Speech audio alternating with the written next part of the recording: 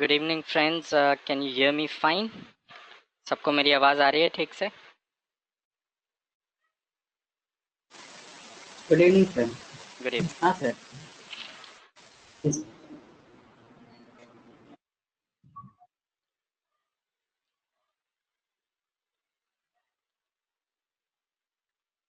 Okay, Srini is missing, so थोड़ा सा wait करते हैं, वो शायद लॉग इन कर रहे होंगे।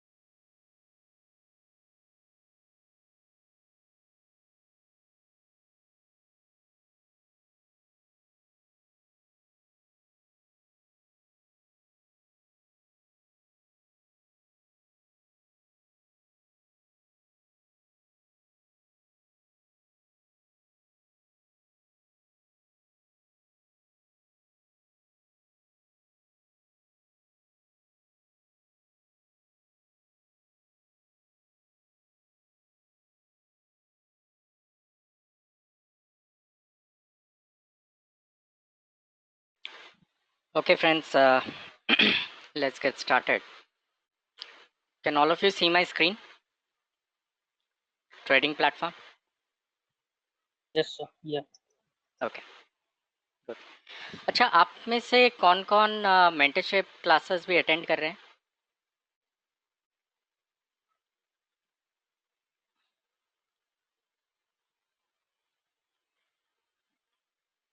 ओके, कार्तिक, रंजन, पवन, एनीबडी एल्स?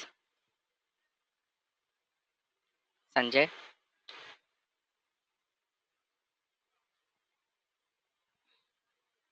ओके, आप 4 लोग कर रहे हैं, कार्तिक, रंजन, पवन और Sanjay. Alright.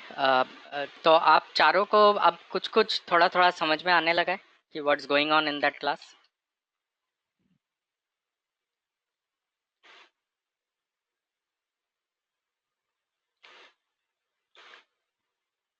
Okay, good. Sanjay, आपको भी आना शुरू हो जाएगा, थोड़ा सा फोकस करना है, ठीक है? जो इम्पोर्टेंट पार्ट होता है उस क्लास में वो होता है जो स्टार्टिंग में मैं मार्केट रीडिंग बताता हूँ। तो वो वाला पोर्शन थोड़ा सा अभी फ़िलहाल आपके लिए इम्पोर्टेंट होगा, क्योंकि वो आपको आ गया है। आ गया है इन द सेंस कि वो पढ़ा दिया गया है इस क्लास में, ठीक है? तो उस पर फोकस करना है काफ़ी।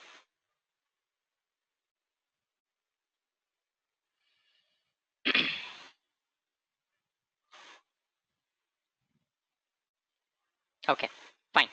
So let's get started. तो मैं ये निफ्टी का 15 मिनट्स का चार्ट है, तो मैंने इसको पूरी तरह से डिलीट कर दिया। तो मनोज जी, ओपनिंग एनालिसिस का आर्टिफैक्ट नंबर 1 क्या होता है?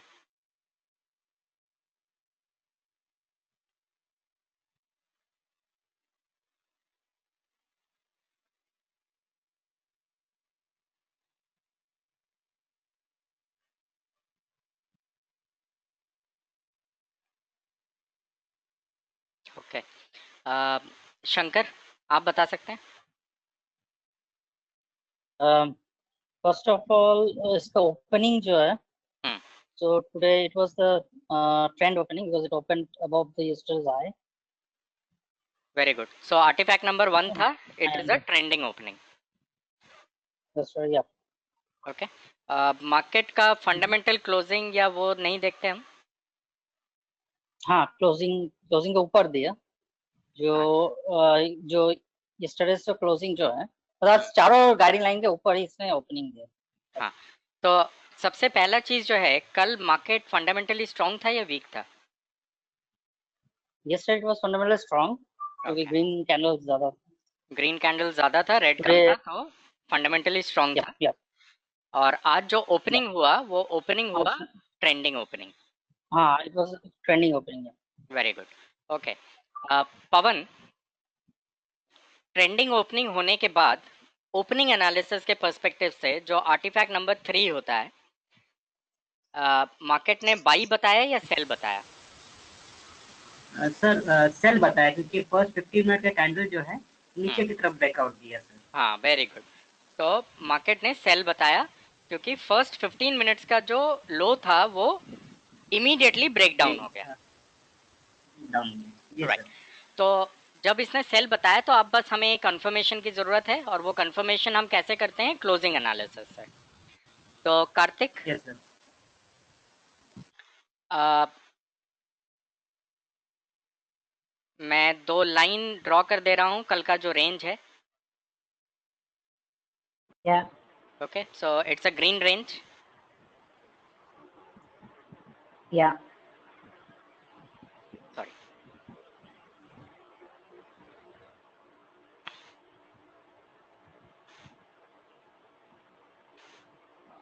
ओके, तो इट्स अ ग्रीन रेंज। तो क्या निफ्टी ने इस अपर रेंज को ब्रेक डाउन किया? I mean, the opening was buy, opening was trending, right? but yeah, opening was also in a buy mode because it opened above this green line. हाँ, opening was But buying. yes, it came, yeah, it came testing the upper line. Okay, तो ये एक बहुत important pattern है guys, इसको बहुत अच्छे से समझ लीजिए कि ट्रेंडिंग ओपनिंग होने के बाद जो मार्केट ओपन हुआ वो बाई पोजीशन में हुआ क्योंकि ऊपर हुआ है, रेंज के ऊपर ओपनिंग हुआ है। उसके बाद फर्स्ट 15 मिनट्स का कैंडल जो है उसको सेकेंड 15 मिनट्स के कैंडल ने सैक्रिफाइस कर दिया। तो ओपनिंग एनालिसिस के हिसाब से इसने हमें बताया कि सेल है। अब क्लोजिंग एनालिसिस के बेसिस पे हमें उसका कंफर्मेशन मिल जाना चाहिए, और वो कंफर्मेशन कैसे मिलता है कि ये जो रेंज है ये रेंज सैक्रिफाइस हो जानी चाहिए, जिसका कि मतलब होता है कि ये यहाँ पे इस कैंडल ने इस रेंज को ब्रेक कर दिया नीचे। ओके, इस वाले कैंडल ने, ये जो थर्ड कैंडल है, इसने अपर रेंज जो है, इस पूरे रेंज का जो अपर रेंज की लाइन है उसको ब्रेक डाउन कर दिया है। तो ये सेल बता रहा है हमको इस वाली जगह पे। पर उसकी अगली कैंडल में क्या हुआ कि एक रिवर्सल हुआ। अब जब ये रिवर्सल होता है, अगर ये रिवर्सल इस वाले रेड वाले कैंडल से, जिसने इस लाइन को ब्रेक किया था, इस वाले रेड कैंडल के ऊपर अगर क्लोज हो जाता तो इमीडिएटली ये बाई पोजीशन पे चला जाता रिटर्न करके। इसका मतलब होता है कि यहाँ पे सपोर्ट बिल्ड हुआ है। ओके, अदरवाइज अगर ये इसको क्लोज नहीं करता है यहाँ पे, ओके, तो इसको रिटर्न आकर के इस वाले लो को ब्रेक कर देना चाहिए वापस सेल हो जाने के लिए। वो इस केस में नहीं हुआ। इस वाले कैंडल ने इसको रिवर्स की तरफ, ये जो ग्रीन कैंडल का हाई था उसको भी ब्रेक कर दिया, ना ही सिर्फ उसको, इस रेड कैंडल के हाई को भी ब्रेक कर दिया।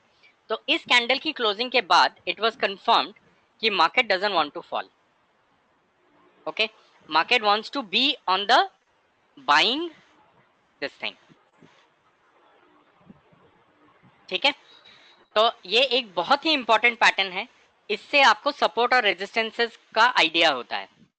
कभी भी अगर कोई भी सिग्निफिकेंट लाइन होगी, जैसे कि ये सिग्निफिकेंट लाइन है हमारे लिए, अगर कोई भी सिग्निफिकेंट लाइन होगी, कोई प्राइस ऊपर से आकर के नीचे जाता है उस सिग्निफिकेंट लाइन के और फिर रिवर्स कर जाता है, तो इसका मतलब होता है कि वो इस लाइन पे सपोर्ट बिल्ड कर रहा है। ओके, ये जो टचिंग वाले जो होते हैं कि ये आया, इसने यहाँ पे टच किया और वापस जाकर के ऊपर क्लोज हो गया, ये भी सपोर्ट है, पर इनमें बहुत ज्यादा स्ट्रेंथ नहीं होती। सपोर्ट में स्ट्रेंथ तब होती है जब वो प्राइस जो है वो उस लेवल के नीचे चला जाए और नीचे चले जाने के बाद वापस रिवर्स करे, मतलब वो ट्रेड करे नीचे, उसके बाद रिवर्सल हो और नीचे से प्राइस को उठा करके वो ऊपर ले जाए, तब सपोर्ट कंफर्म होता है। उसी तरह से रेजिस्टेंस भी होता है कि अगर प्राइस नीचे से ऊपर जा रहा है, ऊपर जाने के बाद फेल करके नीचे आ जाए, तो वो रेजिस्टेंस कंफर्म होता है। Is this thing clear to everybody? ठीक है। और ये वाला जो पैटर्न है, ये जो पैटर्न आपने देखा, ये पता नहीं कितनी बार रिपीट होगा। ठीक है, मतलब हर तीसरे चौथे दिन ये रिपीट होता है। Okay, so this pattern is so common कि it will keep on repeating and repeating.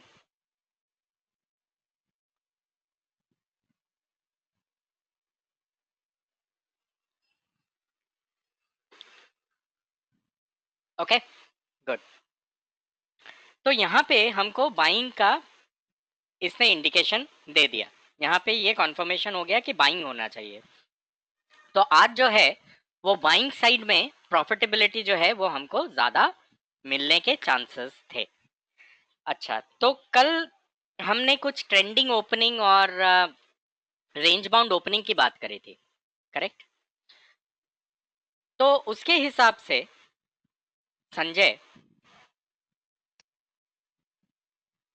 Hello. हाँ, हाँ उसके सर। हिसाब से संजय, जब मार्केट ट्रेंडिंग ओपन होता है, ठीक है, तो क्या इम्पैक्ट होता है स्टॉक्स पे? टॉप गेनर्स ऊपर जाने की कोशिश करेंगे और लूजर नीचे जाने की कोशिश करेंगे। राइट, जब भी ट्रेंडिंग ओपनिंग होगी मार्केट की, तो गेनर्स ऊपर जाने की कोशिश करेंगे और लूजर्स नीचे गिरने की कोशिश करेंगे। Very good. और रेंज बाउंड में क्या होता है? रेंज बाउंड में टॉप गेनर्स गेन गेन करके नीचे आएंगे और टॉप लूजर्स गेन करके नीचे जाए, गेन करके लूज करके, लूज करके गेन करेंगे फिर। लूज करके गेन करेंगे।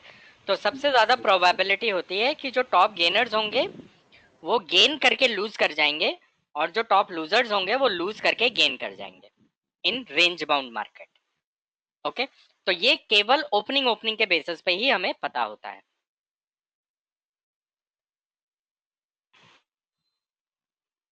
Okay, very good. तो ये था आज का मार्केट रीडिंग। तो आप लोगों को कोई दिक्कत हुई आज इसको रीड करने में? ये चीज पता लग गई थी कि ट्रेंडिंग ओपनिंग है? वाज दिस क्लियर कि ओपनिंग ट्रेंडिंग है, रेंज बाउंड नहीं है?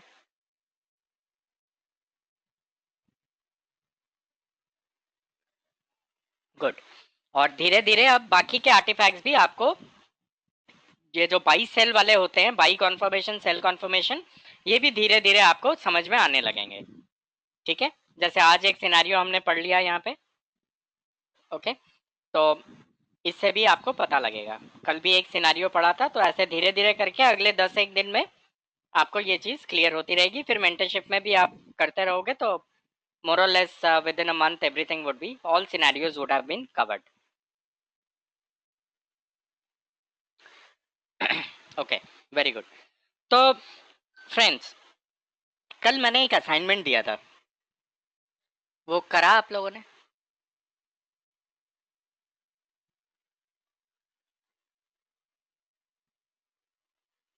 ओके, तो अब मोटा मोटी आपके पास रेडीली अवेलेबल है कि निफ्टी 50 के स्टॉक्स कौन से हैं, नेक्स्ट 50 के कौन से हैं और मिड कैप 50 के कौन से हैं?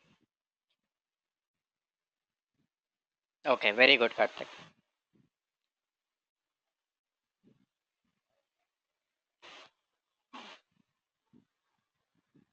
Okay, good.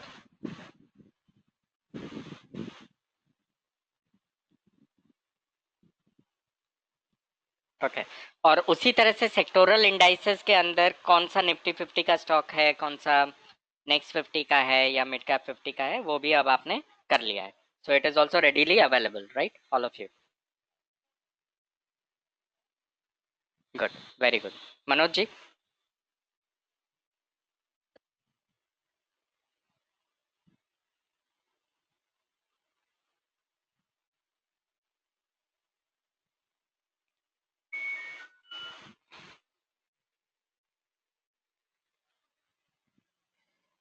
मनोज जी, आपको आवाज आ रही है मेरी?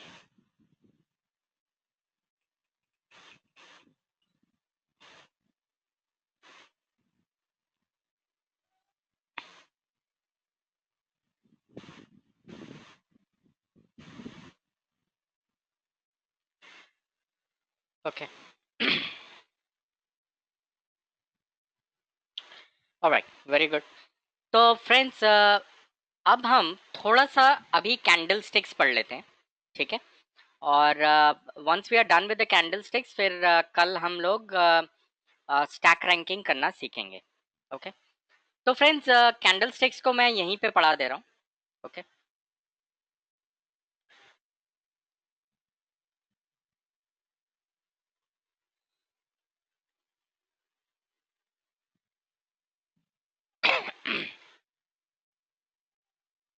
तो अभी हम लाइव चार्ट पे देख लेंगे। उससे पहले मैं थोड़ा सा आपको आइडिया दे देता हूँ कि एक हेल्दी और एक अनहेल्दी जो कैंडल होता है वो कैसा होता है, ठीक है? Okay, good.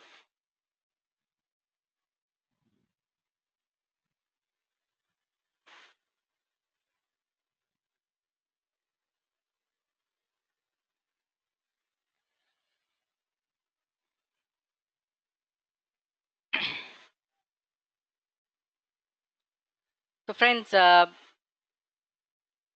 मान लीजिए कि ये एक कैंडल स्टिक है, ठीक है? और सबसे पहले let's forget about the colours of the candles. Okay, colour के कैंडल से हमें कोई फर्क नहीं पड़ता, सबसे पहली चीज। ओके, सबसे पहले हम ये सीखते हैं कि कैंडल होता क्या है। तो मान लीजिए ये कैंडल है। ओके, तो हमेशा किसी भी कैंडल में तीन चीजों का होना जरूरी है। एक, ये अपर विग होना जरूरी है, जहां पे मैंने इस लाइन को ड्रॉ किया है। एक लोअर विग का होना जरूरी है। ओके, और तीसरी चीज है इस बॉडी का होना जरूरी है। ओके, तो पॉइंट नंबर 1 इज कि हर कैंडल में एक अपर विग होना चाहिए। ओके, दूसरी चीज है कि हर कैंडल के अंदर एक बॉडी होना चाहिए। अब वो बॉडी कितना भी छोटा हो, पर बॉडी होना चाहिए। Open is equal to close नहीं होना चाहिए, ठीक है? और तीसरा चीज है कि एक लोअर शैडो या विग होना चाहिए। Okay, so whenever you are looking at a candle, आप जब भी किसी कैंडल पे देखें, तो उसमें ये तीन चीज का होना बहुत जरूरी है। अपर विग, बॉडी और लोअर विग। अगर किसी भी कैंडल में इन तीन में से कोई भी एक चीज मिसिंग है, कि या तो उसमें अपर विग नहीं है, या फिर उसका बॉडी ही नहीं है, बॉडी नहीं होने का मतलब होता है open is equal to close है, या फिर उसमें नीचे वाला विग मिसिंग है, या फिर ये भी हो सकता है कि दोनों विग्स ही मिसिंग है। कई बार ऐसा भी होता है, ठीक है, कि केवल बॉडी बॉडी होता है, विग्स होती ही नहीं है। तो वो सारी कैंडल्स जो हैं वो अनहेल्दी कैंडल्स होती हैं। Okay, a healthy candle will always have these three components: upper wick, body and lower wick. Is this clear to everybody?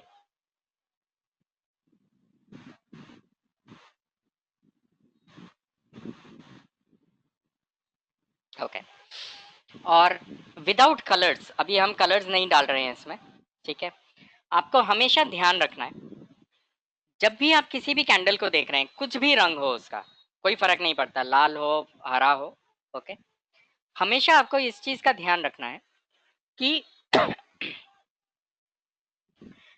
ये जो लोअर विग होती है और ये जो अपर विग होती है, ठीक है, ये जो दो विग्स का जो लोकेशन होता है, ये विग्स जो होती हैं वो सबसे अनस्टेबल जोन्स होती हैं, ठीक है।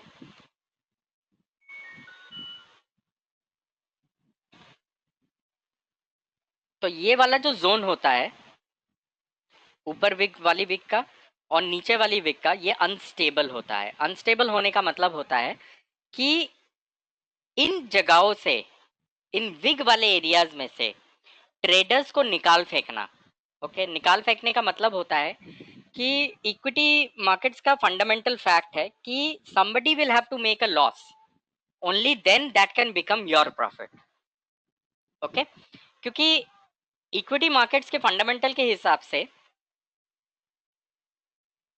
मार्केट जो होती है, market is always equal to sum zero, ठीक है।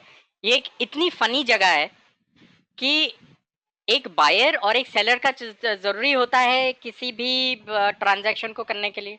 सब मानते हैं कि एक बायर होना चाहिए और एक सेलर भी होना चाहिए, ओके। किसी भी ट्रांजैक्शन को होने के लिए एक बायर और सेलर का होना जरूरी है, okay.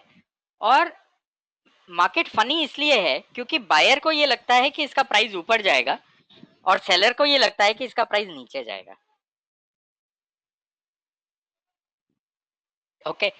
That is why it is very funny, okay. और at the end of the day it is a sum zero game.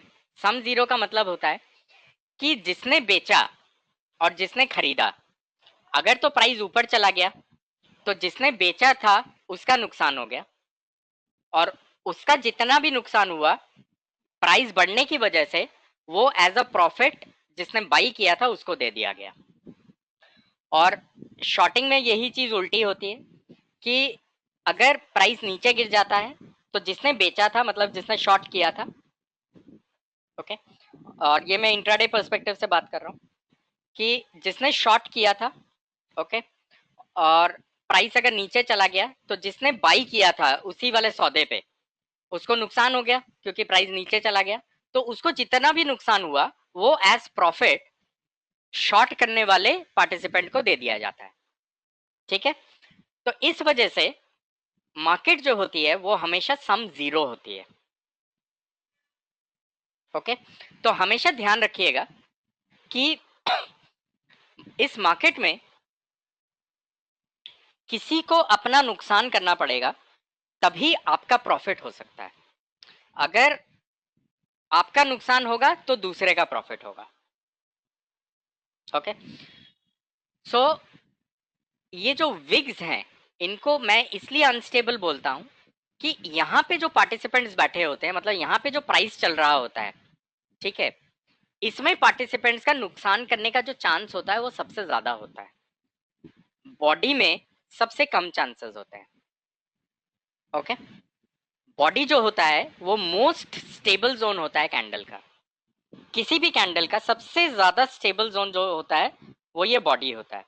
तो अगर मैं आपको केवल एक कैंडल दे दूं तो आप कभी भी इस बॉडी में ना लॉन्ग जाओगे ना शॉर्ट जाओगे। आपको अगर लॉन्ग या शॉर्ट जाना है तो आप या तो इस विग में जाओगे या इस वाली विग में जाओगे। ये चीज क्लियर है सबको? हम कभी भी ट्रेड को इनिशिएट बॉडी वाले प्राइस पे नहीं करेंगे। हम या तो इस वाले जोन में ट्रेड करेंगे या फिर इस वाले जोन में ट्रेड करेंगे।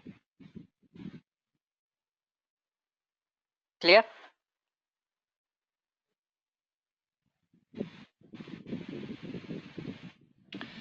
अब कैंडल का कलर कुछ भी हो, चाहे लाल हो चाहे हरा हो,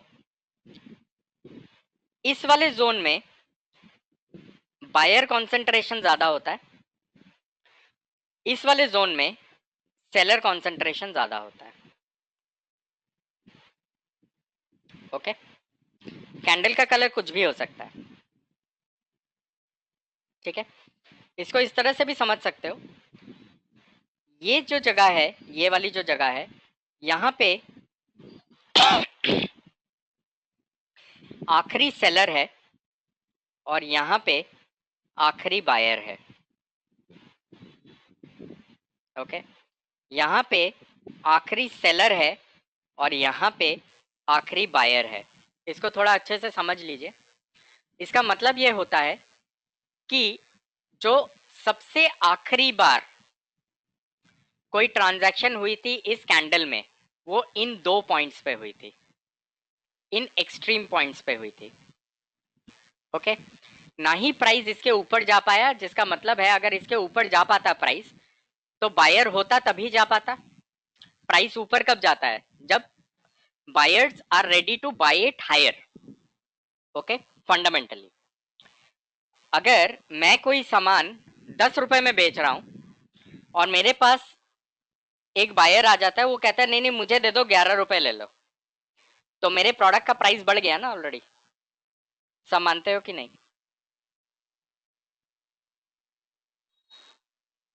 ठीक है, मैं प्रैक्टिकल उदाहरण दे देता हूं अपने ट्रेनिंग्स का। Okay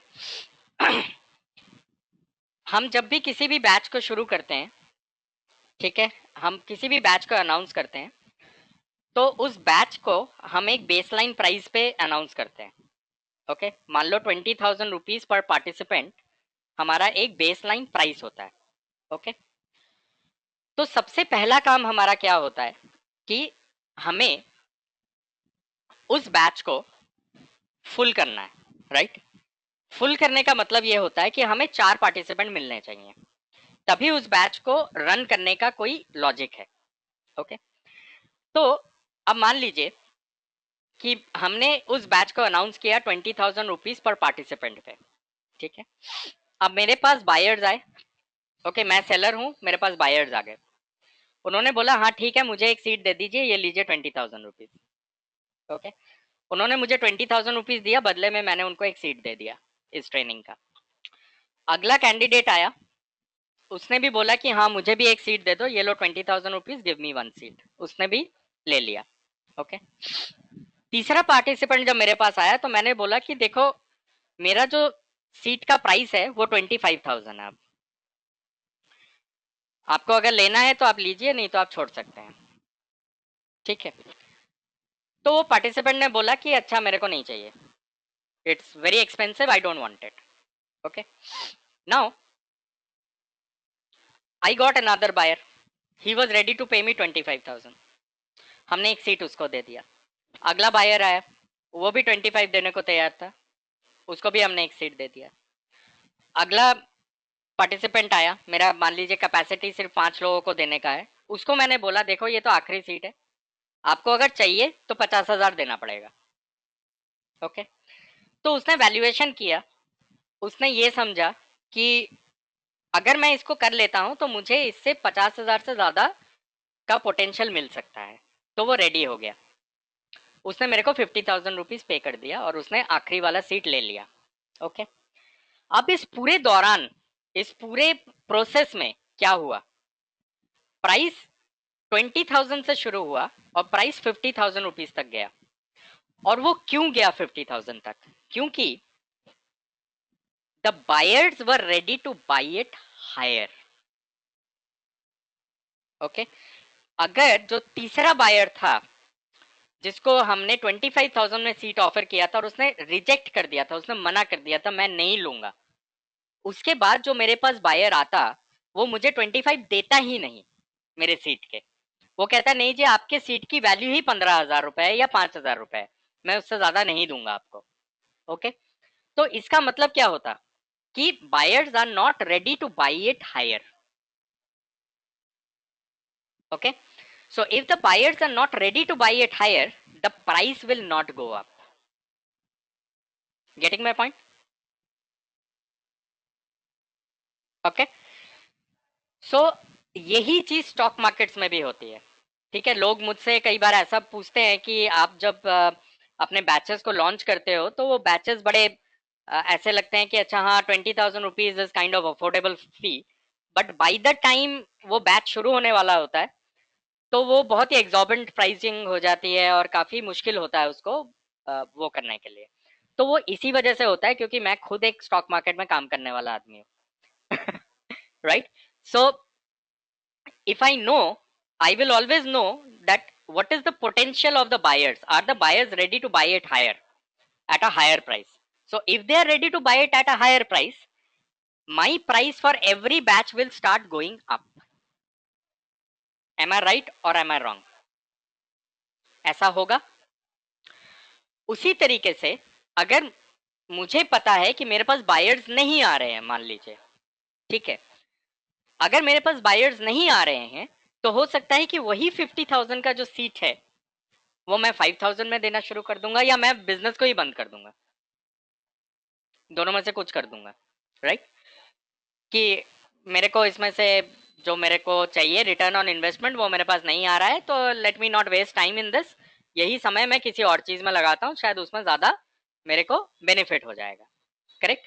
so that is the time when the price will not go higher. So please remember, in stock markets also, if the buyer is ready to buy it higher, only then the price will go up. Okay? The same way, if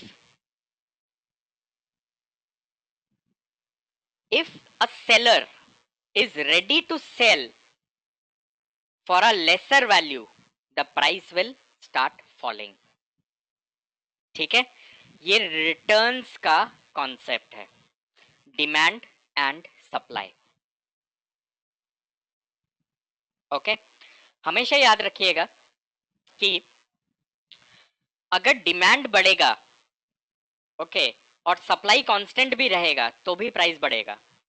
right?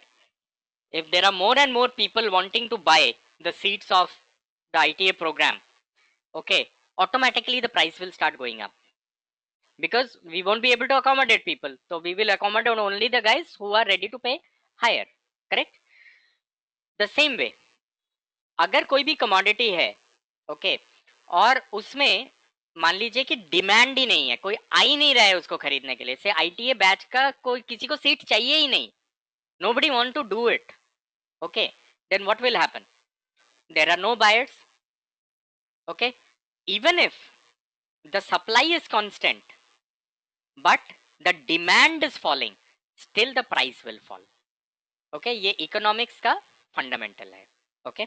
So please remember कि ये वाला जो price बनता है, ये जो tip बनती है, भूल जाइए कि इसका रंग क्या है, ये जो टिप बनती है ऊपर वाले विक की, ओके, ये आपको ये बताती है कि आखिरी बायर जो प्राइस देने को राजी था वो ये वाला था, और ये जो बॉटम वाली विक की जो टिप बनती है, इसका मतलब होता है कि जो आखिरी सेलर था वो यहां पे था, इससे कम भाव में कोई बेचने को राजी नहीं है। Okay?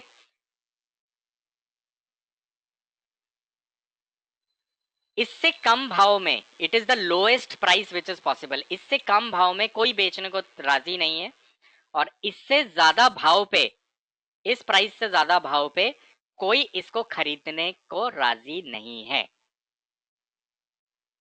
Okay? Is this clear?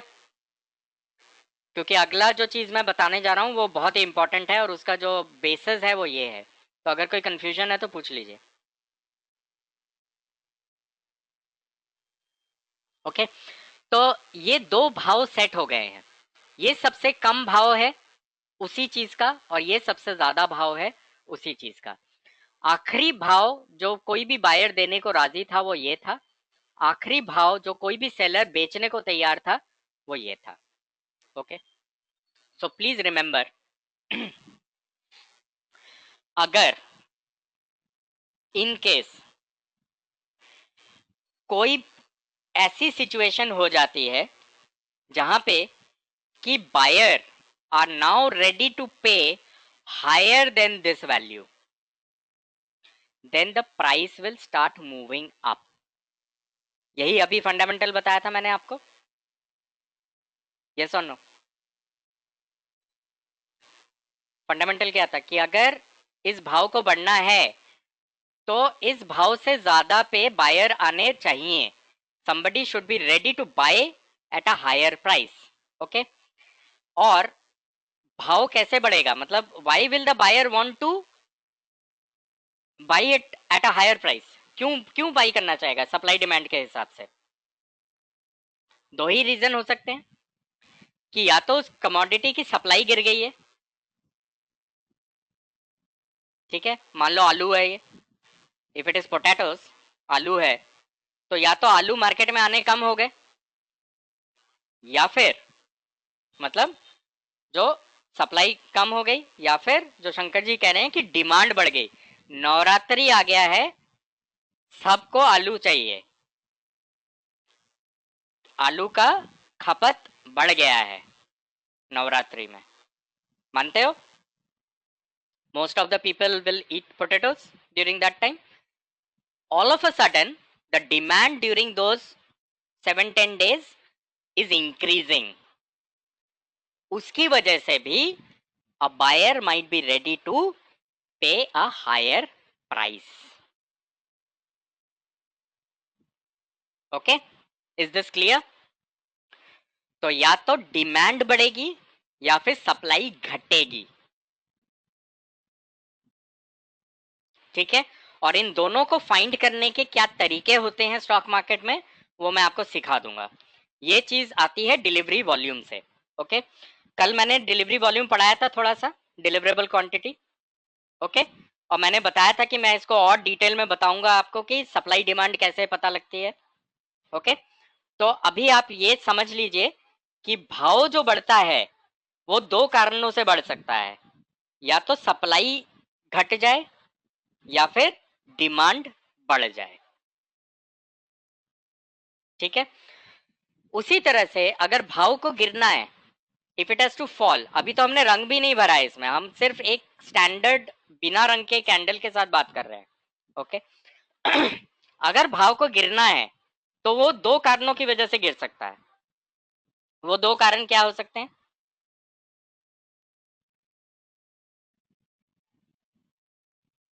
बताइए, किन दो कारणों की वजह से गिर सकता है? या तो सप्लाई इंक्रीज हो जाए या फिर डिमांड रिड्यूस हो जाए।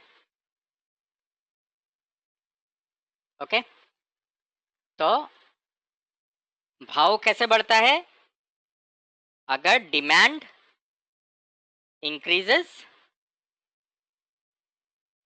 एंड और सप्लाई डिक्रीजेस, ठीक है। उसी तरह से भाव क्यों गिरता है?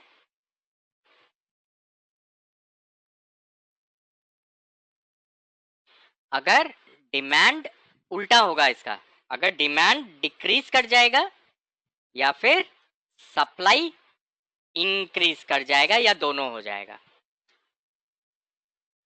क्लियर है?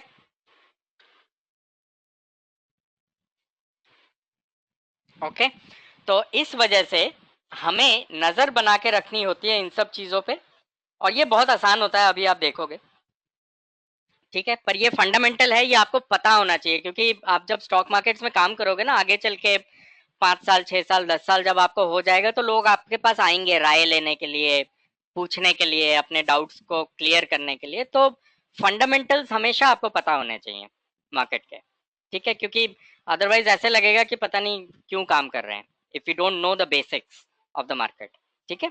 इस वजह से ये थ्योरीज भी बहुत इंपॉर्टेंट है। तो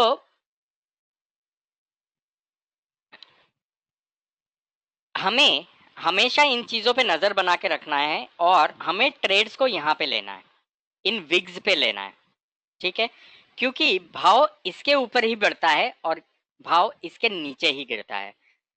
यहाँ पे सबसे ज्यादा स्टेबल जोन होता है, ये जो बॉडी होती है ये सबसे ज्यादा स्टेबल होती है, सबसे ज्यादा टाइट होती है, चाहे ये बॉडी कितनी भी छोटी हो और विग कितनी भी बड़ी हो, उससे कोई फर्क नहीं पड़ता, ठीक है। क्लियर? हम ट्रेड्स को या तो यहां लेंगे या फिर यहां लेंगे।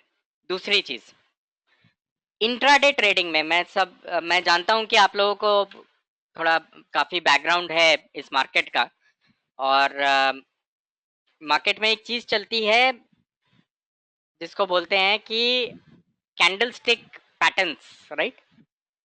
Pin bars, hammers, dojis, god knows what all, right? Shooting star, falling star, hanging man, बहुत कुछ चलता है, राइट? किताबों में लिखा होता है, ठीक है।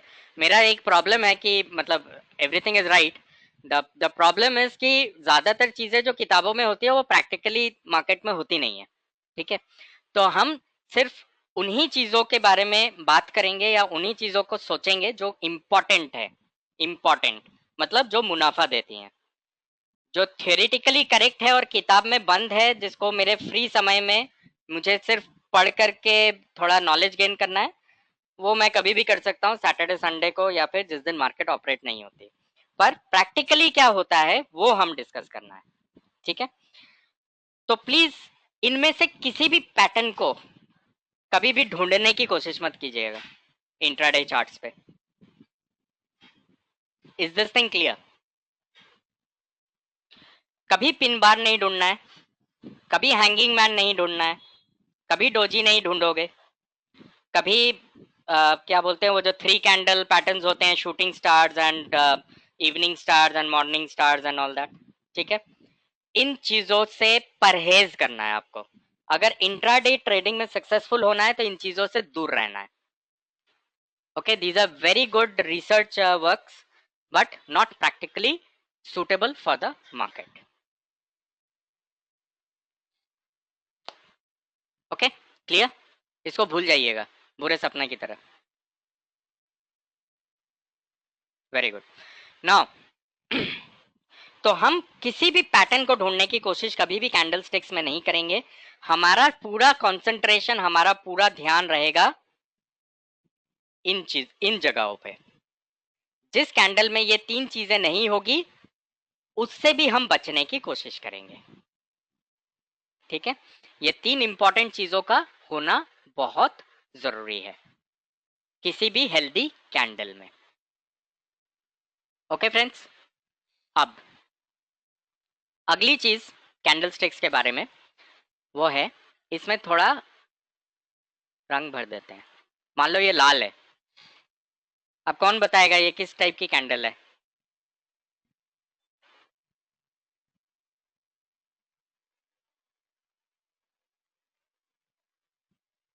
बियरिश कैंडल है, राइट? सिंपल, लाल रंग की है, सेलिंग कैंडल है, शॉर्ट कैंडल है, बियरिश कैंडल है, ठीक है।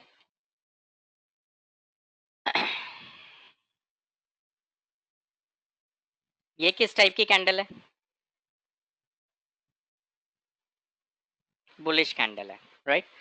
बाइंग कैंडल है या लॉन्ग कैंडल है, कुछ भी बोल सकते हो आप, ठीक है।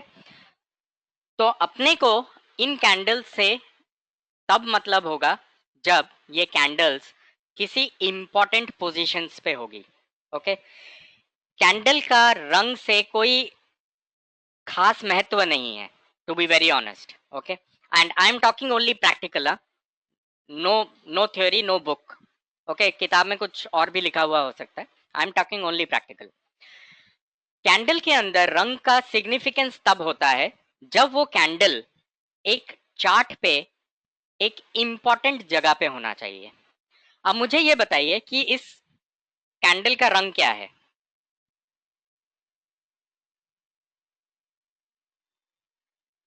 ओके, ग्रीन है। तो अगर इस कैंडल का रंग हरा है, okay, if it is green in color, it's a bullish candle, it's a long candle, right? तो हाइपोथेटिकली अगर हम अपने दिमाग में सोचें, अगर ये कैंडल हरी है, बुलिशनेस बता रही है, तो इस कैंडल को कहां पे होना चाहिए? इंट्राडे के हाई पे या लो पे?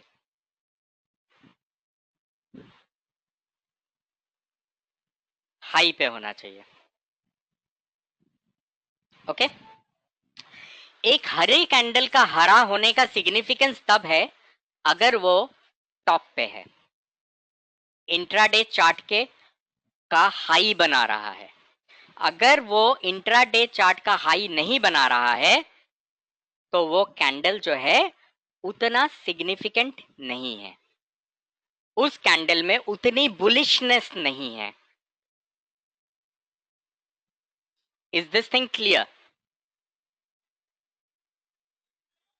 Very good. नाउ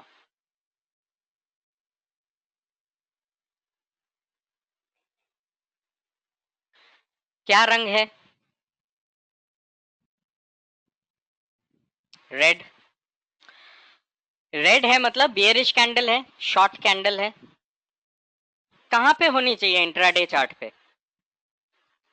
कौन सी पोजीशन पे होनी चाहिए? हाई पे, इंट्राडे के हाई पे होनी चाहिए, इंट्राडे के लो पे होनी चाहिए? इंट्राडे के लो पे होनी चाहिए, इंट्राडे चार्ट्स के, राइट? तभी लाल का मतलब लाल है, मतलब तभी वो बियरिश है, अदरवाइज वो बियरिश नहीं है। ठीक है, तो हमेशा ध्यान रखिएगा, a green candle is significant only if it is making the intraday highs of the day. Intraday का हाई बना रहा हो, तब तक का हाई बना रहा हो, तो उस हरे कैंडल का कुछ महत्व है, वो बुलिश है। ओके, उसी तरह से अगर आपको लाल कैंडल देखने को मिल रहा है तो it should form the lows of the day, lows of the intraday, तभी वो कैंडल जो है वो बियरिश कैंडल है। अदरवाइज उन कैंडल्स का हमें क्या करना है वो हम प्रैक्टिकली देखेंगे अभी। ओके, तो अब मैं एक चार्ट ओपन कर लेता हूँ। I open any chart. मान लीजिए स्टेट बैंक ऑफ इंडिया खुला हुआ है, सारी ड्राइंग्स हटा दे रहा हूँ। मान लो आज जब state bank of India open हुआ तो आज पूरे दिन में जो स्टेट बैंक ऑफ इंडिया था उसका इंट्राडे चार्ट ये था। ठीक है, ये 5 मिनट्स का इंट्राडे चार्ट है, 9:15 का कैंडल है यहाँ पे, और ये सॉरी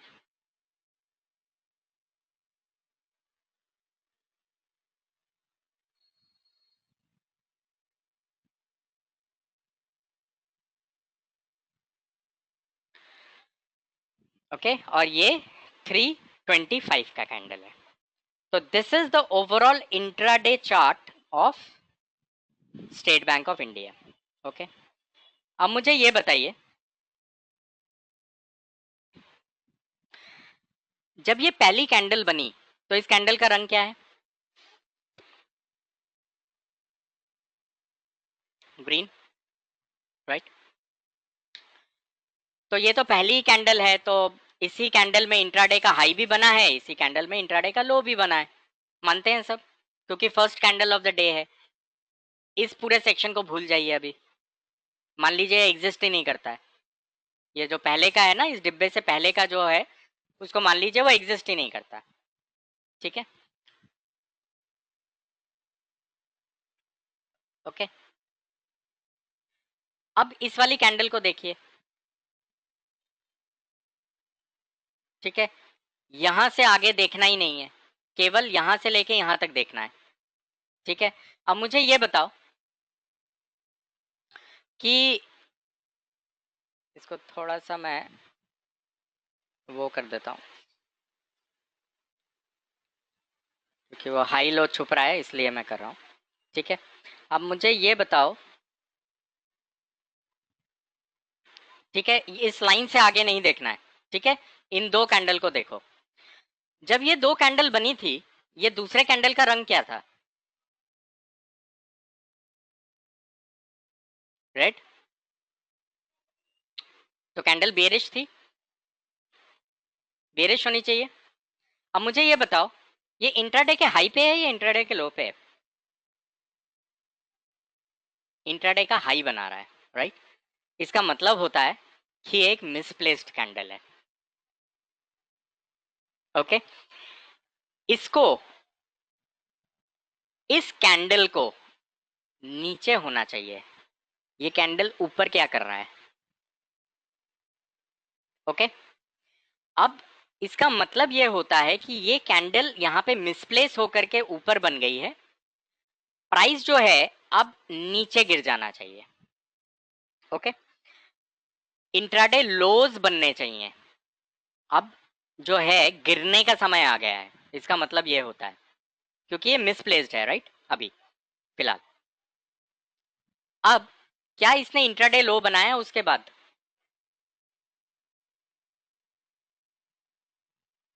इस कैंडल की फॉर्मेशन के बाद क्या इंट्राडे लो बन पाया?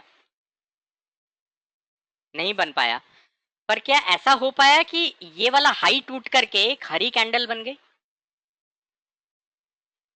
जिसने ना ही सिर्फ इंट्राडे का एक हाई बनाया, पर एक इंट्राडे के लिए क्लोजिंग हाई भी बनाया। ठीक है, जिस कैंडल ने इसको ब्रेकआउट किया, इस मिसप्लेस्ड कैंडल को ब्रेकआउट किया, उस कैंडल ने ना ही सिर्फ इंट्राडे का एक हाई बनाया, पर एक इंट्राडे का क्लोजिंग हाई भी बनाया। मानते हो? इस जगह पे मैं एक लाइन ड्रॉ करता हूं।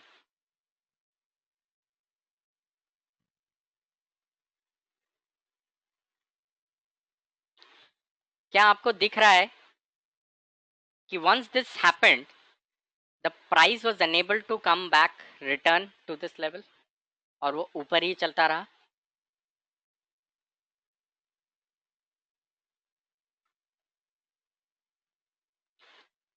Yes or no, all of you? Okay, तो ऐसे ऐसे इंडिकेशंस हमको चार्ट्स पे मिलेंगे, तो हमें ये चीजों को सीखना है अभी। ओके, कुछ और उठा लेते हैं।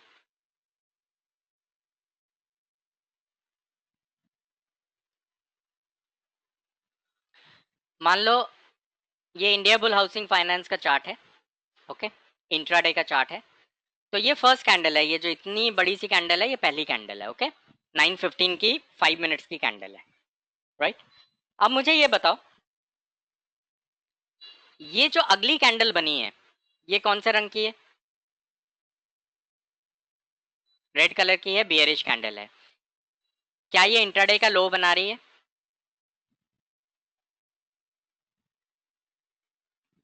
बना रही है, तो इसका मतलब करेक्ट जगह पे है, कोई दिक्कत नहीं है राइट।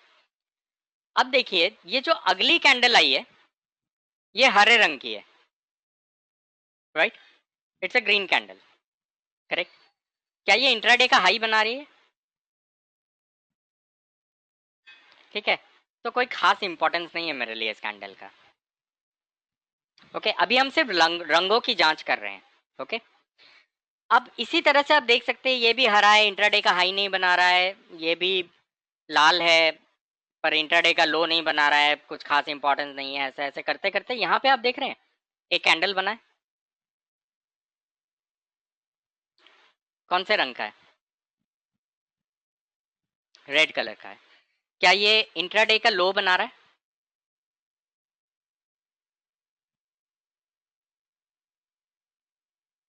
राइट, और यहाँ पे एक लाइन मैं ड्रॉ कर रहा हूँ, क्या ये इंट्राडे का क्लोजिंग लो भी बना रहा है?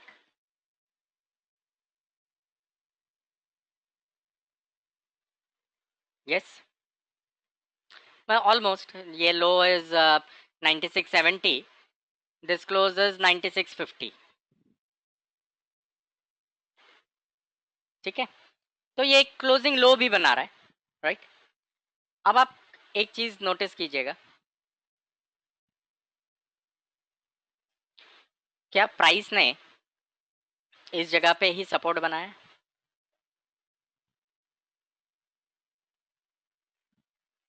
यहाँ पे देखिए प्राइस नीचे टूट गया, एक फ्रेश क्लोजिंग लो बनाया, लोगों ने इसको किस तरीके से खरीदा और ऊपर चला गया है राइट। क्योंकि आइडियली होना क्या चाहिए था, प्राइस तो गिर जाना चाहिए था ना नीचे की तरफ, ऐसा हुआ नहीं।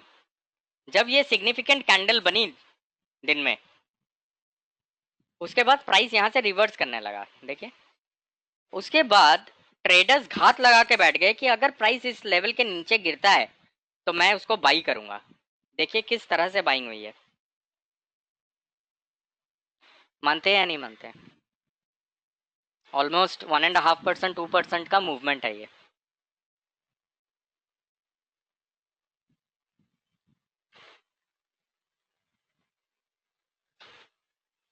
यस और नो? ओके, तो फ्रेंड्स केवल कैंडलस्टिक की लोकेशंस भी अगर हमें अच्छे से हम सीख जाएं देखना इंट्राडे में, ओके, तो ये भी हमें बहुत कुछ बता देगा। डॉक्टर रेड्डीज देखते हैं, ठीक है, मैं वही उदाहरण ले रहा हूँ जो मेरे स्क्रीन पे खुले हुए हैं, आप कुछ भी देख सकते हैं, ठीक है। यहाँ से शुरू हो रहा है, ग्रीन कलर है, इंट्राडे का हाई बना रहा है, राइट, करेक्टली प्लेस्ड है ये वाला, इंट्राडे का हाई बना रहा है, करेक्टली प्लेस्ड है। ये कुछ खास इंपॉर्टेंट नहीं है क्योंकि ये हाई नहीं बना रहा है, ये भी इंपॉर्टेंट नहीं है। अब देखिए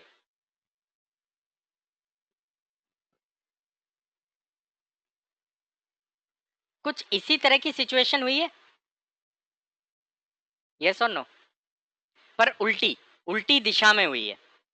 देखो इसने इसको तोड़ा है, क्लोजिंग हाई बनाया, राइट, लोगों ने इसे सेल करने की कोशिश करी पर ये इस तरफ नहीं जा पाया, उल्टा इस तरफ चला गया, मानते हो? जहां से लोगों ने इसको बेचने की कोशिश करी थी इस वाली जगह से, आपको दिख रहा है यहाँ पे सपोर्ट बन के ऊपर चला गया।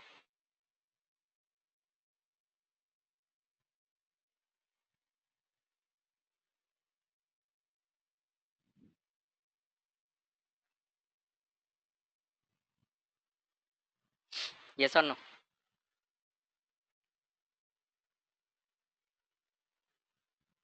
Okay friends, honestly tell me, ever seen candlesticks like this?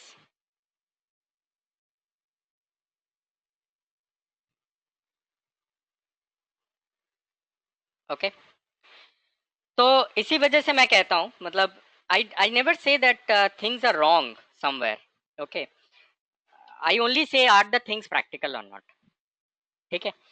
तो मेरे थोड़े तरीके वियर्ड हैं ओके, रंग और ये सब, पर ये इसलिए मैं इंपॉर्टेंट कहता हूँ क्योंकि मुझे यही प्रॉफिट देते हैं,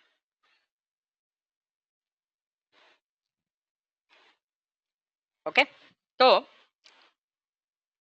अब से हम जब भी कैंडल स्टिक्स को देखें तो उसमें कुछ सिग्निफिकेंस होना चाहिए, ठीक है। मतलब हमें किसी चार्ट को बस इसलिए नहीं देखना है कि वो चार्ट है वैसा ही बनता है, पिछले 50 साल से लोग वैसे ही बना रहे हैं, ओके। हमको चार्ट को इसलिए देखना है कि उसमें से हमें इंफॉर्मेशन को निकालना है, करेक्ट, कि उसमें क्या ऐसी इंफॉर्मेशन है जो इस चार्ट, ये चार्ट जो है हमें चीख चीख के बताने की कोशिश कर रहा है, ओके। जैसे इस जगह पे चार्ट, यही चार्ट था, कैंडल स्टिक ही था, 5 मिनट का था, ये चीख चीख के बता रहा था कि मैं ऊपर जाना चाहता हूँ। यहाँ पे भी ये जो चार्ट है ये भी चीख चीख के हमें यही बता रहा था कि मैं ऊपर जाना चाहता हूँ, ठीक है। और मुझे ये बताइए, आज सुबह जो इंडिकेशन मिला था, जो कॉन्फर्मेशन आई थी मार्केट के बारे में कि बाई है या सेल है, वो कौन सी आई थी?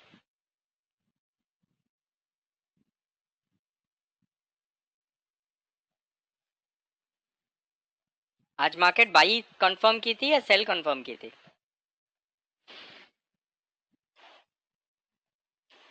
करेक्ट, तो मार्केट ने हमको आज बाई कंफर्म किया था, राइट। और ये दोनों ही केसेस जो हमने अभी ऐसे ही देख लिए क्योंकि ये खुले हुए थे, इनमें बाइंग ही हुई है,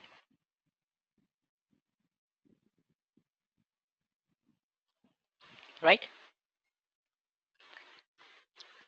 एक और चार्ट खुला हुआ है, कोल इंडिया, इसको भी थोड़ा देख लेते हैं। देखिए कोल इंडिया यहाँ पे खुला, ये एक ग्रीन कैंडल है, तो ये तो फर्स्ट ही कैंडल है, तो हाई भी बनाएगी लो भी बनाएगी, ठीक है। अब मुझे ये बताइए, इस कैंडल का कुछ खास हम मतलब निकाल सकते हैं?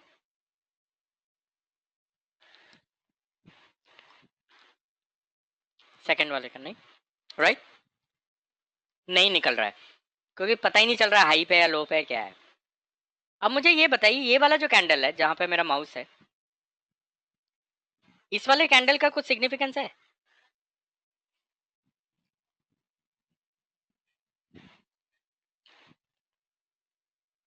ये इंट्राडे का लो बना रहा है, राइट? तो अब हमें ये पता लग गया है कि कोई एक कैंडल है जो कि इंट्राडे का लो बना रही है। उसकी अगली कैंडल भी देखिए, इसने भी इंट्राडे का लो बनाया, ओके। पर इसमें मजे की बात यह है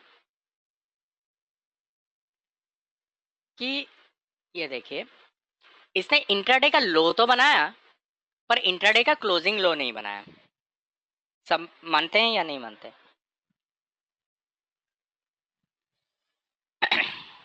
ठीक है, तो इंट्राडे का लो तो बना दिया पर इंट्राडे का क्लोजिंग लो नहीं बनाया, ठीक है।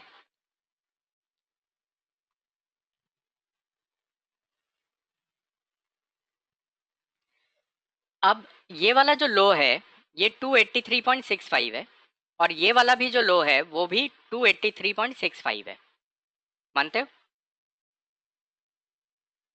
तो ये भी इंट्राडे का काइंड ऑफ लो ही बना रहा है पर ग्रीन कलर का है। तो ये कैंडल क्या है? What is it?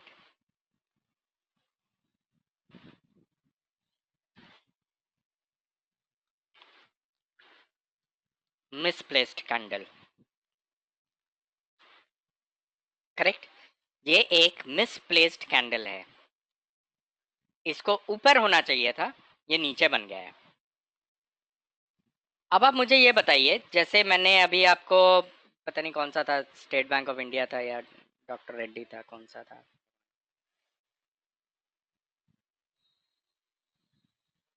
State bank था ना, कि जब ये मिसप्लेस्ड कैंडल बनी थी यहाँ पे तो इसको एक इंट्राडे का लो बना देना चाहिए था ना। इसके बाद मैंने कहा था ना, जो कि नहीं बना, उल्टा घूम गया, उसके बाद से प्राइस ऊपर ही रहा। अब इस वाले कोल इंडिया में देखो, इसने जब एक हरे कैंडल ने जब इंट्राडे का लो बनाया तो इसके बाद क्या होना चाहिए कि इंट्राडे का हाई बनना चाहिए। वो इंट्राडे का हाई बना है?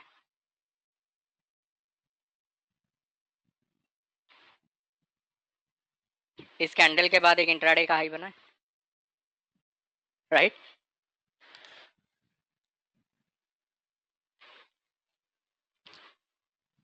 ओके, ये देखिए आप,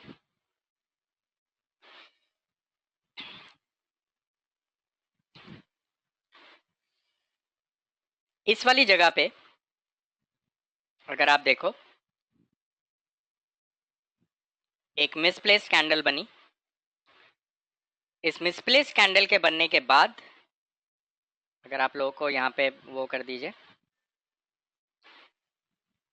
283.65, अगेन 283.65, इसी जगह से ऊपर जाते जाते जाते इसने एक नया इंट्राडे का क्लोजिंग हाई बना दिया। अब मजे की बात यह है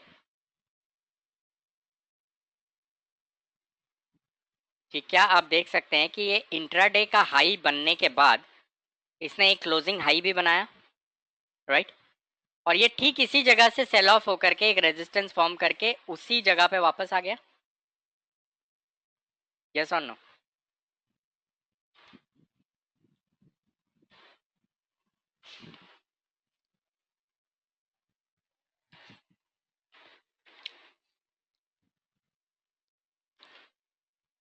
ओके, तो generally what will happen is, जब भी ऐसी सिचुएशन बनेगी या तो मार्केट रिवर्स हो जानी चाहिए, जैसे कि यहाँ पे हुई, आप देख रहे हो एक रिवर्सल हो गया, राइट? घूम गई चीज, नीचे गिरना तो उल्टा चली गई, ओके। या तो ऐसा कुछ हो जाएगा या फिर क्या होगा कि जब भी ऐसी एक सिचुएशन आएगी, ये हमें बता रही है कि मिसप्लेस्ड है, इसको ऊपर होना है, तो ये ऊपर जाएगी, अपने आप को प्लेस करेगी। यहाँ पे ये देखिए, इसने अपने आप को प्लेस किया। इसके प्लेस करने के बाद जैसे ही इसने अपने आप को प्लेस कर लिया, धड़ाधड़ धड़ाधड़ धड़ाधड़ धड़ाधड़ धड़ाधड़ गिरना शुरू हो जाएगा। ये कुछ ऐसे पैटर्न्स हैं जो आपको दिखते ही रहेंगे इस मार्केट में।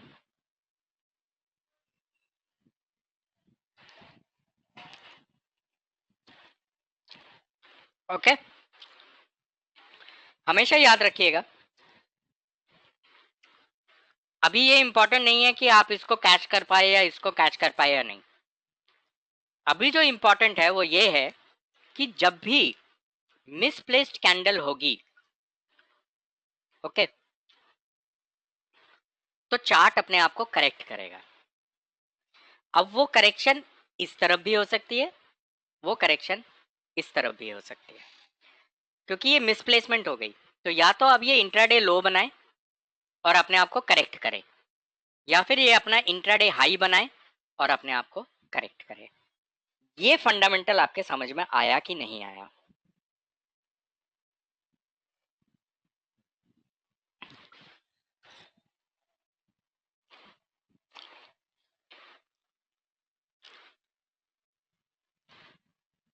ओके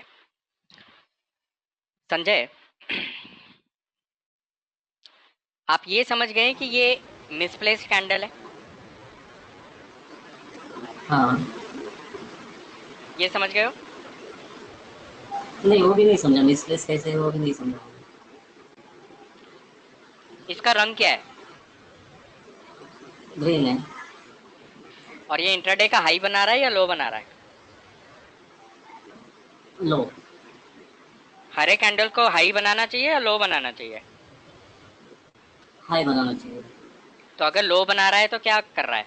मिसप्लेस्ड है ना, हाँ गलत काम कर रहा है ना, जो उसको मना किया है करने के लिए वही कर रहा है। हाँ। हरा कैंडल हाई बनाएगा, लो क्यों बना रहा है? Okay, okay. इस वाले चार्ट पे देखो, ये वाला कैंडल कौन से रंग का है? रेड। ओके, लाल रंग का अगर कैंडल है तो इंट्राडे का लो बनाएगा या हाई बनाएगा? लो बनाएंगे। लो बनाएगा। और यहाँ पे क्या बना रहा है? लो ही बना रहा है, नहीं हाई बना रहा है। हाई बना रहा है, राइट? तो गलत काम कर रहा है ना, लाल कैंडल को मना किया है ना हमने कि हाई नहीं बनाना, लो बनाना है, शैतानी कर रहा है, ओके। तो ये मिसप्लेस्ड हाँ है। ओके, हाँ। जब भी बात का भी कैंडल। मिसप्लेसमेंट होगी, हाँ जब हाँ। भी इंट्राडे चार्ट पे आपको इस तरह के मिसप्लेस्ड कैंडल दिखेंगे, तो फंडामेंटल जो मैं समझाने की कोशिश कर रहा हूं वो ये है, जब भी आप मिसप्लेसमेंट देखो तो वो इंट्राडे का चार्ट अपने आप को करेक्ट करेगा। वो करेक्ट दो तरीके से कर सकता है। पहला तरीका है कि जब ये बन गया, ये मिसप्लेसमेंट हो गई, तो वो एक इंट्राडे का लो बना के अपने आप को करेक्ट कर ले। और दूसरा करेक्शन होता है कि वो उल्टा जाके एक इंट्राडे का हाई बना करके अपने आप को करेक्ट कर ले। ओके। ठीक है, यहाँ पे उसने जो करेक्शन करी वो इंट्राडे का हाई बना के करी, और कौन सा देख रहे थे हम? हाँ, और यहाँ पे जो इसने करेक्शन करी ये तो हरा था, ठीक है, यहाँ पे जो इसने करेक्शन करी वो भी इंट्राडे का हाई बना के करी। ठीक है, और उसका रीजन क्या था? क्योंकि आज मार्केट जो थी वो किस पोजीशन पे बैठी थी?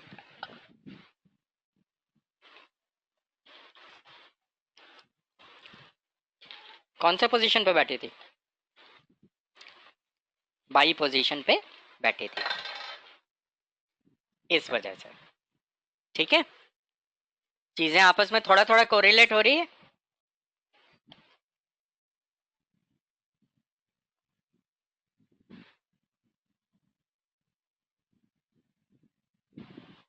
ओके। और अभी परेशान मत होइए थोड़ा सा, क्योंकि थोड़ा कॉन्सेप्ट नया है, इस वजह से थोड़ा हो सकता है एक दो दिन दिक्कत रहेगी, पर ये चीज़ें आपको धीरे धीरे करके नेचुरली आने लगेगी।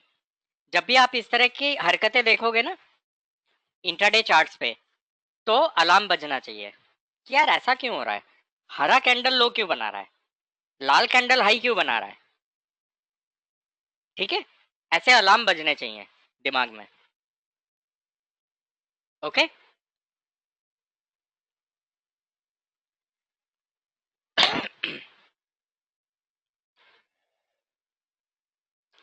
Very good. Now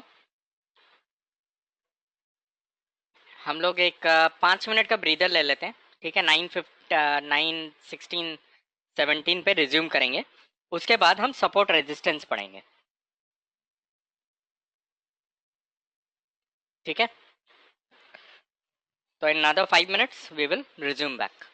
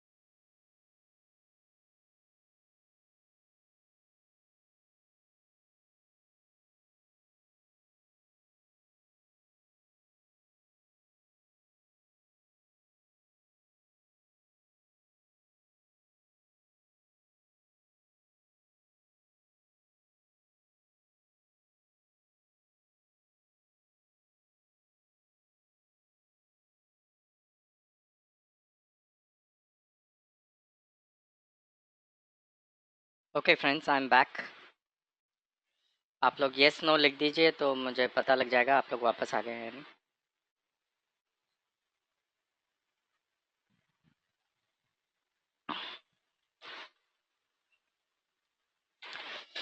okay,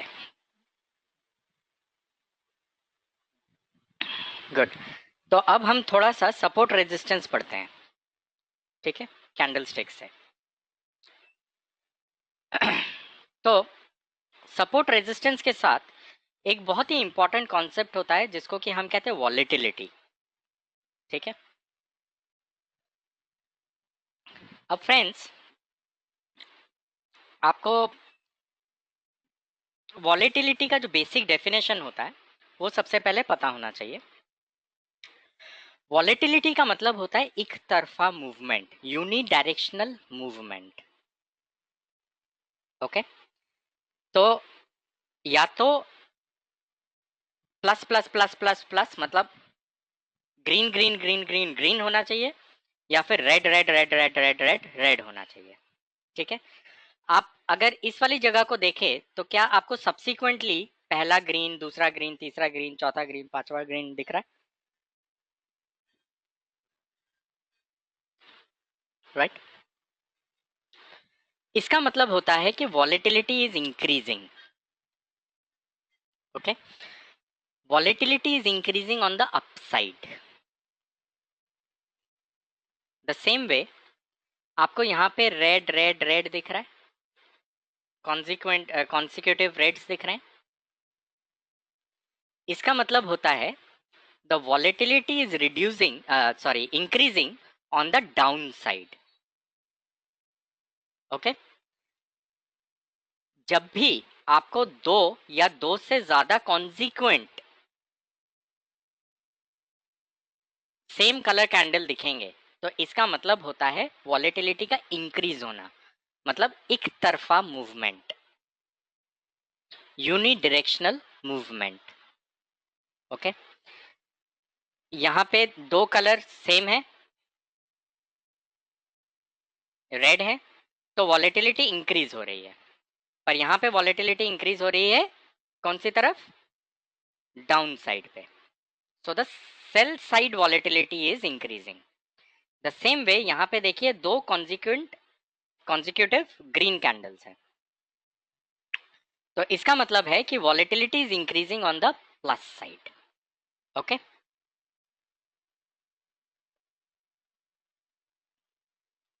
the same way क्या आपको इन दो कैंडल्स का सेट दिख रहा है? ये दो कैंडल्स,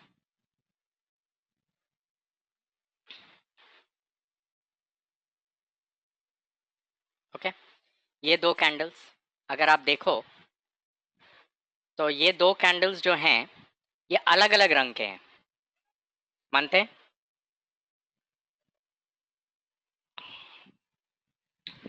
इसका मतलब होता है वॉलेटिलिटी का रिड्यूस होना।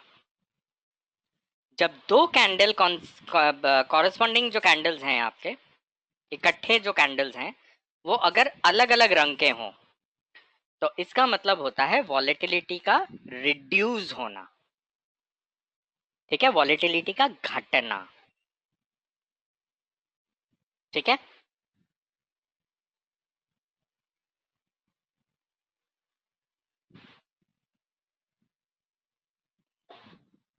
अब मुझे ये बताइएगा इस जगह पे वॉलेटिलिटी इंक्रीज हो रही है या रिड्यूस हो रही है?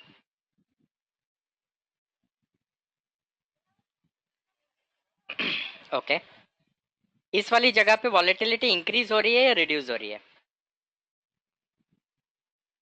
ओके, इस वाली जगह पे वॉलेटिलिटी इंक्रीज हो रही है या रिड्यूस हो रही है? इस वाली जगह पे, ओके। तो इस तरह से जब भी आप इंट्राडे चार्ट्स को पढ़ोगे तो आपको वॉलेटिलिटी का समझ में आता रहेगा कि यहाँ पे जैसे दो कॉन्जिक्यूटिव ग्रीन्स हैं तो वॉलेटिलिटी अपसाइड पे इंक्रीज हो रही है, यहाँ पे वॉलेटिलिटी डाउन साइड पे इंक्रीज हो रही है क्योंकि लगातार दो या दो से ज्यादा सेम कलर की कैंडल्स हैं। तो volatility is increasing on the downside, volatility is increasing on the upside. Okay, अब हम सपोर्ट रेजिस्टेंस को कैसे फाइंड करते हैं वो हम देखेंगे। जब भी आप इस वाली जगह को देखिए और मुझे ये बताइए क्या यहाँ पे वॉलेटिलिटी इंक्रीज हो रही है?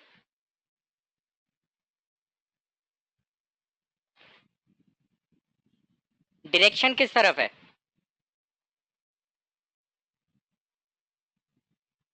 राइट, डाउन साइड पे है। ठीक इसके बाद क्या यहाँ पे वॉलेटिलिटी इंक्रीज हुई है?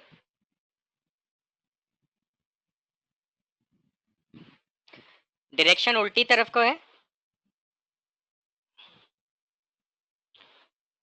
राइट।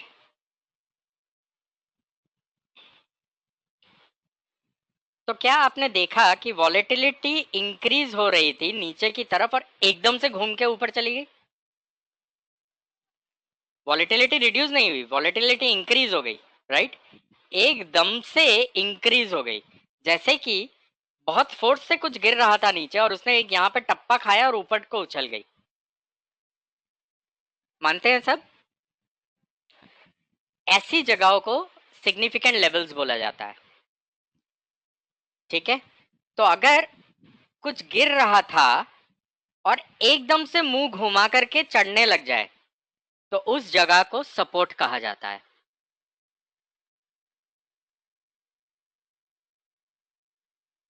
ठीक है, तो ये वाली जो जगह थी ये सपोर्ट वाली जगह थी। अब मुझे ये बताओ, जब ये नीचे गिर रहा था और गिरने के बाद ऊपर एकदम से बढ़ा तो यहाँ पे एक जगह आई थी जहां पे कि वॉलेटिलिटी रिड्यूस हुई थी।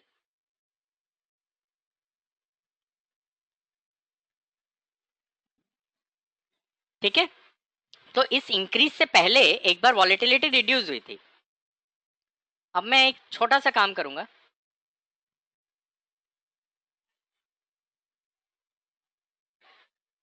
क्या आपको दिख रहा है कि यहां से सपोर्ट लेकर के इसने ये ऊपर का मूवमेंट दिया? ऑलमोस्ट 20% रिटर्न ऑन कैपिटल है, मानते हो?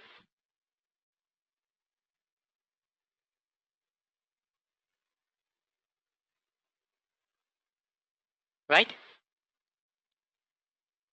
इस जगह से जब ये मुंह इसने घुमाया था तो इस वाली जगह पे वॉलेटिलिटी की रिडक्शन हुआ था और ठीक इसी जगह से लोगों ने बाई ऑर्डर लगाया और ये ऊपर ऊपर ऊपर ऊपर जाता रहा।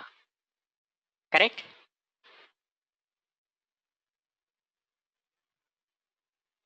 ओके, इसी तरह से क्या यहाँ पे वॉलेटिलिटी इंक्रीज हुई थी?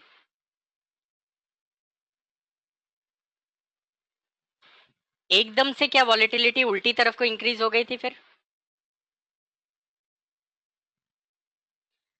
ये वाली जगह थी जहां पे वॉलेटिलिटी रिड्यूस हुई थी, ये जो बढ़ती हुई वॉलेटिलिटी को उल्टी तरफ घुमा दिया था, इस वाले जोन में ये वॉलेटिलिटी चेंज हुई थी, लो हुई थी।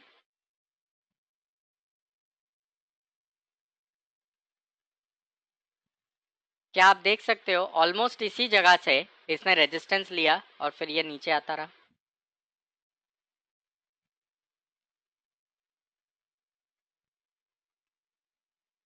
यस और नो?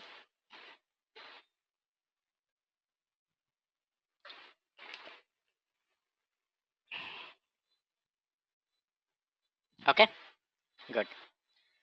अब एक चीज और देखेंगे हम, वो ये है कि जब आपने इस डब्बे को बनाया, इस वाली जगह पे इस डब्बे को बनाया,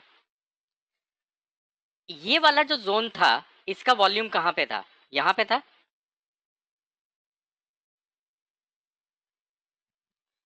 ये वॉल्यूम था, यस और नो? 940 का कैंडल है ये वाला, ये 940 का वॉल्यूम है, राइट। क्या आप देख सकते हो एक हैवी वॉल्यूम ब्रेकआउट के साथ प्राइस ब्रेकआउट हुआ?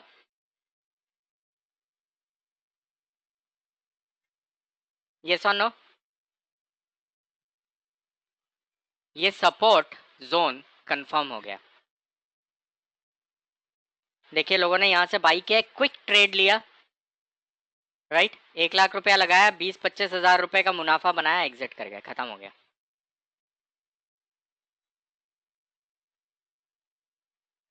ठीक है, समझे?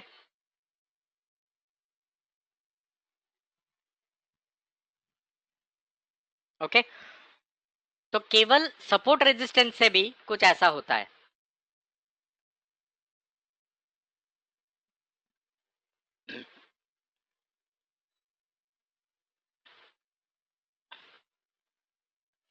ये डॉक्टर रेड्डी का चार्ट है। ओके, अब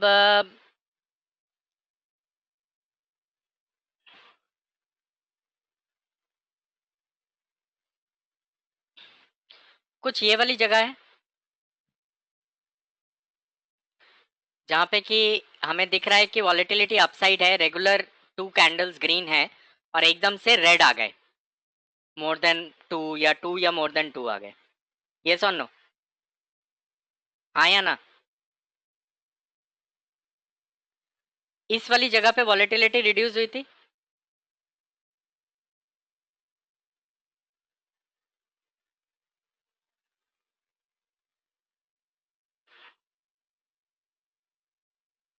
ठीक है, इस लाइन को ड्रॉ कर रहा हूँ। ठीक है, इस वाली जगह पे हुई थी, ये वॉल्यूम कुछ यहाँ था, राइट? अब देखिएगा, आज मार्केट बाई थी,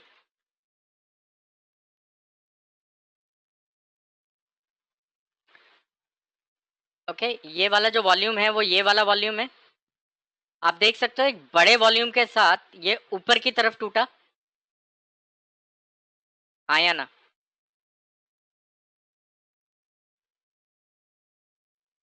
इसी जगह से सपोर्ट लिया, कितना ऊपर चला गया,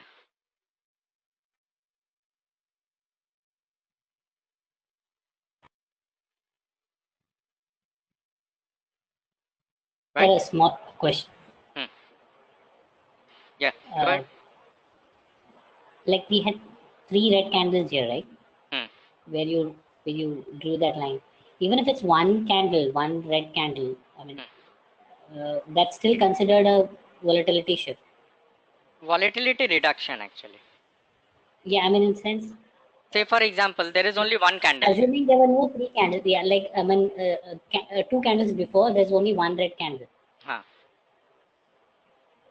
So See, even it is, that place is considered as a that place will not be considered as a support resistance area, but this is a volatility reduction, because see, after a green there is a red. okay. So for a support resistance, there has to be one more red candle, right? हाँ, support resistance, there has to be reversal in the volatility. Reversal in the volatility means that the volatility should keep increasing, but the direction of the volatility should change. Okay. Okay, so the volatility has to increase, there's no doubt about it, but the direction of the volatility should change. Okay. ठीक है, तो अगर volatility was high but on the upside, तो वो reverse हाँ. होके volatility high हो जाएगा पर on the down side, Okay. उसको सिग्निफिकेंट लेवल बोलेंगे। जैसे यहाँ पे है कि the volatility is high on the upside, immediately the Yeah. volatility reversed and increased on the downside, so this is a significant zone. Something big Okay. is going to happen here, either it will fall, go down, or it will rise and go up. Okay. Yeah, got it. Okay, yeah. Thanks.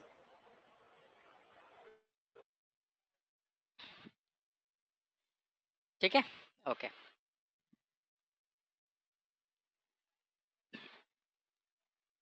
यहाँ देखते हैं, यहाँ पे दिख रहा है ये red red आया, volatility was increasing on the downside, right? Immediately the volatility increased on the upside, yes or no? Correct? ये वाला जोन था जहां पे कि volatility जो है वो क्या हुआ, इंक्रीज सॉरी रिड्यूस हुआ, राइट? जब ये रिवर्सल इन वॉलेटिलिटी हुआ तो दिस वाज द प्लेस, इस वाली जगह पे ही तो पहली बार रिड्यूस होकर के इंक्रीज हुआ ना, ठीक है, जो टर्निंग पॉइंट था वो ये वाला था।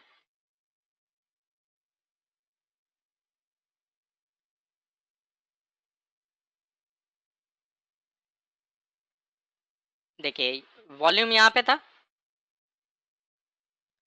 जब ये वाला कैंडल बना तो इस वाले कैंडल का वॉल्यूम यहाँ पे था। अब इस कैंडल को देखिए, ये इसको तोड़ के ऊपर गया, पर देखिए वॉल्यूम कितना कम है, लो वॉल्यूम है ना, हाँ या ना, वॉल्यूम लो है, करेक्ट। अब यहाँ पे देखिए, ये फिर इस बॉक्स से नीचे गिरा, जब ये बॉक्स से नीचे गिरा तो इसका वॉल्यूम जो है वो यहाँ पे था। अब ये वाला रिवर्सल हुआ एक ग्रेटर स्ट्रेंथ के साथ, ये वाला जो ग्रीन हुआ, इसने इसको वापस अंदर धकेल दिया और एक हायर उसके साथ हुआ। आप देख सकते हो ये वाला जो जोन है ये एज अ सपोर्ट काम किया, यस और नो। ठीक है, डोंट वरी अबाउट कि ये थोड़ा नीचे आके ऊपर गया, पर it was held as a support. ठीक है, तो इस तरीके से आप सपोर्ट रेजिस्टेंसेस फाइंड कर सकते हो।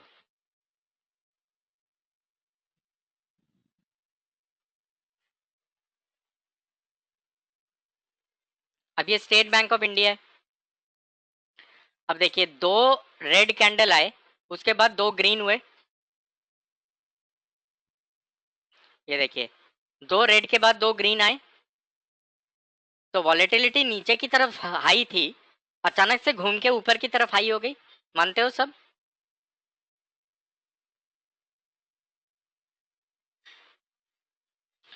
इस वाली जगह से वॉलेटिलिटी रिड्यूस होके ऊपर गई थी, यहाँ पे हमने एक लाइन ड्रॉ कर दिया। ठीक है, अब देखिएगा ये वॉल्यूम यहाँ पे था 930, देखो इसने ब्रेकआउट किया वॉल्यूम, प्राइस भी ब्रेकआउट हुआ, देखिए ये ऊपर ही रहा है।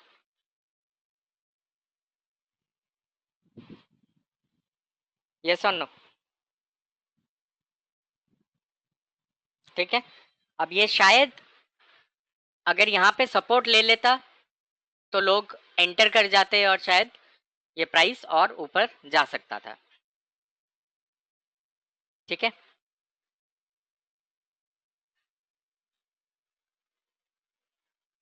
अब देखिए लूपिन 915 का कैंडल है, ये वाला वॉलेटिलिटी बढ़ रहा है, थोड़ा रिड्यूस हुआ फिर बढ़ा, इस वाली जगह पे कुछ घूमा, राइट, मानते हैं सब। अचानक से वॉलेटिलिटी रेड हुआ, correct. Now this is the place where it should have broken.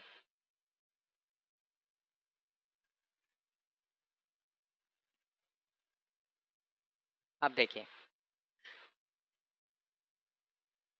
Line को यहाँ पे हमने ड्रॉ करा, ये वाला वॉल्यूम यहाँ पे है, ये ब्रेकआउट हुआ ऊपर की तरफ, यहाँ पे ये वाली जगह सपोर्ट बनी, ये देखिए लोगों ने बाई भी किया, प्राइस सस्टेन नहीं कर पाया, नीचे गिर गया, देखो इस बॉक्स से नीचे गिर गया, बट टेरिबली सेल ऑफ नहीं हो पाया। आप देख रहे हो ये जो डब्बा है, ये डब्बा हेल्ड रहा।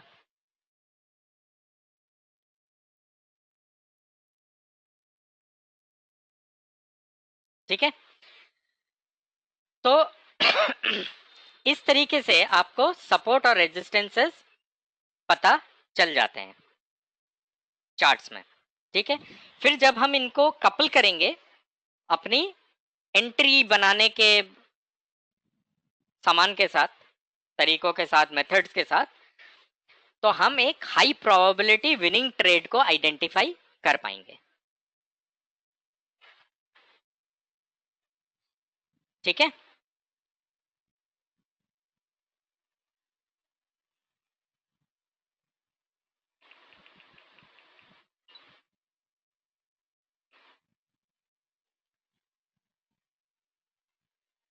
एनी क्वेश्चन सो फार?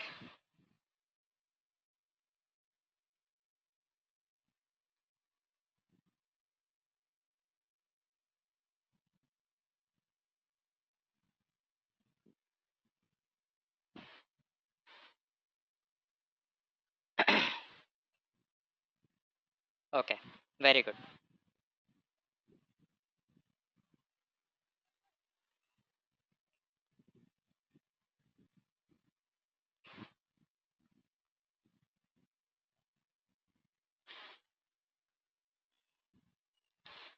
ठीक है, तो मेरे ख्याल से आज के लिए हम इतना ही रखते हैं, ठीक है। Let's keep it till this point. कल हम स्टैक रैंकिंग करना सीखेंगे, ठीक है। अब आपको मोटा मोटी सपोर्ट रेजिस्टेंसेस पता लग गए, थोड़ा कैंडलस्टिक्स का आइडिया हो गया है, ठीक है। तो इसके बाद हम लोग जो है सपोर्ट सॉरी ये स्टैक रैंकिंग करना सीखेंगे कल, और फिर आप लोग जो है वॉच लिस्ट बनाना सीख जाओगे, अपने लिए वॉच लिस्ट बनाना सीख जाओगे। और फिर नेक्स्ट वीक, मतलब इस हफ्ते हम लोग वॉच लिस्ट पे फोकस करेंगे, various methods of identifying stocks to trade. और नेक्स्ट वीक हम पूरी तरह से फोकस करेंगे इन बिल्डिंग पोजीशंस, कि हमें किस तरह से अलग अलग मेथड्स को इस्तेमाल करके किसी भी ट्रेड में एंट्री और एग्जिट को प्लेस करना है। ओके,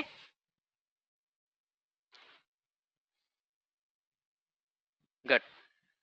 तो फिर कल मुलाकात होगी, सेम टाइम 8 o'clock।